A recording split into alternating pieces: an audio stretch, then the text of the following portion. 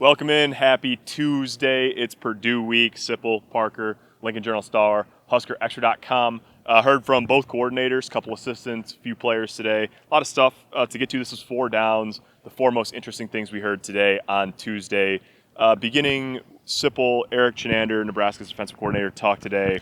First time since his dad passed Thursday before Nebraska played at Minnesota. Yeah, and he thanked everybody that he heard from. He heard from a lot of people wishing their sympathies, and he made it a point to thank them. He also made it a point to talk about his dad's influence on him, which was great. His dad was a football coach, so he didn't learn X's and O's from him, but he learned how to be a tough guy from his dad. And he said his dad would have wanted him to coach.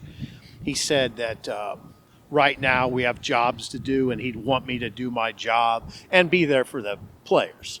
So, yeah, it was kind of a heartfelt thank you and a heartfelt tribute to his father. There you go. Yeah, obviously more important than football. Yes. But there's plenty of football stuff to get to, too.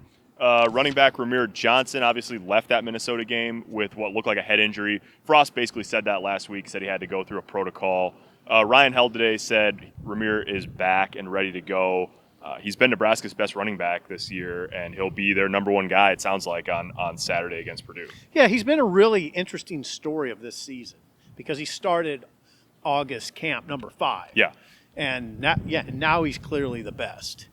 I would say clearly the best. I think he's clearly their number 1 guy. Yeah, interesting. All right, where else we go? Clearly Purdue's number 1 guy on the defensive line, George Karlaftis. Matt Lubick today, Nebraska's offensive coordinator, spoke in pretty high terms about the defensive end from Purdue. Yeah, he said he's every bit as good as the Michigan defensive end, Aiden Hutchinson, which really gets your attention because Aiden Hutchinson is a first-round draft pick. Yeah. So I guess Karlaftis is in that. In Karlaftis, George Karlaftis is in that realm.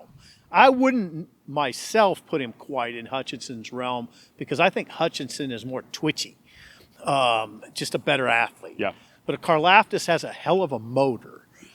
He always is coming, and that'll be a big part of this game, how they deal with him. I asked Tony Tuioti today, this is sort of a side note, about what you try to identify in pass rushers in the recruiting process. First 2 things he said, motor and twitchy. So, yeah, well, Hutchinson's really twitchy. Yeah.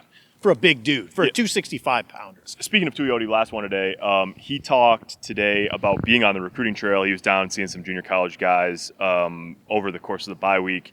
And he said, we got a lot of really young players in our room, and he feels really good about the direction of it. And so he said in his position, a little bit different than maybe some other spots, but Tuioti said, I get to be really selective in trying to find who I want to add to my room because he said, you see the guys out there, and we might lose, Stilley, obviously, maybe Damian Daniels after the year. But he said, I talk to Nash Hutmacher every week about how his time is coming and about how much better he's got. So he feels really good about where they're at in his room. But he also said, now I get to go try to find a guy who's going to make a difference and fit well within the room. So he's in a great spot. He is. They have some spots, other positions, obviously, where they need to find some guys and address some issues. But Tony Tuioti feels good about where his group's at. It's not really his spot, I guess, but man, they gotta be nice to see a speed rusher at Nebraska. Yeah. I'd like to see a speed rusher. There you go.